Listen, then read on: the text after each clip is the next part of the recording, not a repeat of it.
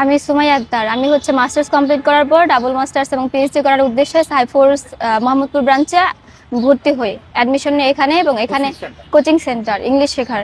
তো এখানে আসার পর আমি ক্লাস করি এবং ওখানকার একজন টিচার যিনি আব্দুল কুদ্দুস আদনান স্যার নামে পরিচিত, উনি দেখতাম যে আমাকে ক্লাসে একটা এক্সট্রা কেয়ার করতেন। উনি বোর্ডে নাম্বার দিয়ে আমাকে ইশারা করতেন নাম্বার নেওয়ার জন্য। প্রথম প্রথম আমি কোনো পাত্তা দেইনি ওনাকে। এরপর প্রায় 1 মাস পরে উনি নিচে থেকে আমাকে কল করেন, তখন আমার ক্লাসটা প্রায় শেষের পথে।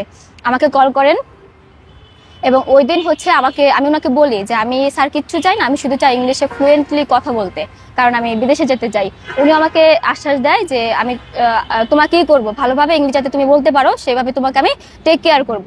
এরপর তার সাথে আমার আস্তে আস্তে কথা বলতে বলতে বলতে বলতে একটা সম্পর্ক তৈরি হয় এবং উনি আমাকে বিয়ে করতে চায়। মানে সম্পর্ক বলতে টিচার স্টুডেন্ট সম্পর্ক তখনও পর্যন্ত থাকে আর কি, চা খেতাম কফি খেতাম এরকমই। এরপর উনি আমাকে বলে আমাকে বিয়ে করবে।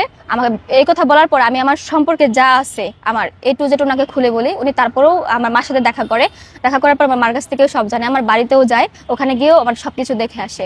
এরপর হচ্ছে উনি আমাকে বলতেছে যে করবে, আমাকে বিয়ে করবে। আমি বললাম যে আমার এখানে প্রবলেম হচ্ছে, আমার মা সবটা জেনে গেছে, আমার একটু প্রবলেম হচ্ছে, কারণ আপনারা ইতিমধ্যে হয়তো দেখেছেন আমার মা একটু কেমন করে, মানে আমি ভুল করেছি। হ্যাঁ, আমার মা হচ্ছে রাইট, আমি রং, আমি ভুল করেছি, ভুল করার জন্য মা এমন করছে। তো আমার মা তখন চাচ্ছিল না ওনার সাথে আমার সম্পর্কটা তৈরি হোক।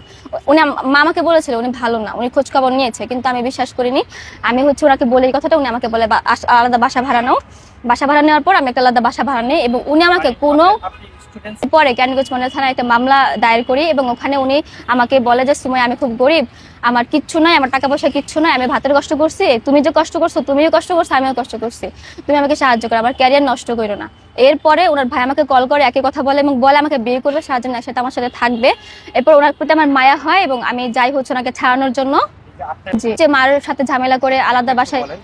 তখন আমার মা যখন জানতে পারে তখন আমার মা একটু ঝামেলা করে, আমার মার কথা আমি শুনি নাই এবং ওনাকে আমি বলি যে আপনার সাথে আমার মা সম্পর্ক রাখতে দিতে চাচ্ছে না বা কথা বলতে দিতে চাচ্ছে না, আপনি খারাপ, এটা উনি জেনেছে বা বলছে। আমি এটা বিশ্বাস করিনি, আমি এটা জানিও নাই, বিশ্বাসও করি নাই। আমি ওনার কথা বিশ্বাস করি, ওনাকে ভালোবেসে ওনার সাথে শেয়ার করি। উনি আমাকে বলে বাসা দেখো, বাসা নাও, আমি তোমাকে খুব শীঘ্রই বিয়ে করছি। এরপর আমি বাসাটা নেই এবং তখন আমি মাত্র বাসায় উঠতেছি, মানে সবকিছু গোছগাছ করতেছি, হারিয়ে ফেলতে শুরু করে সব কিনতেছি মাত্র থাকার জন্য যা যা লাগে বেসিক গুলো আমি আমার নিজের টাকা দিয়ে কিনছি। ওনার সাথে তখন আমার দেখা সাক্ষাৎ কিচ্ছু নেই, উনি আমার বাসায় আসেও না, আমার বাসায় চিনেও না আর কি, জানতো অ্যাড্রেসটা জাস্ট জানতো। আমি বলছি যে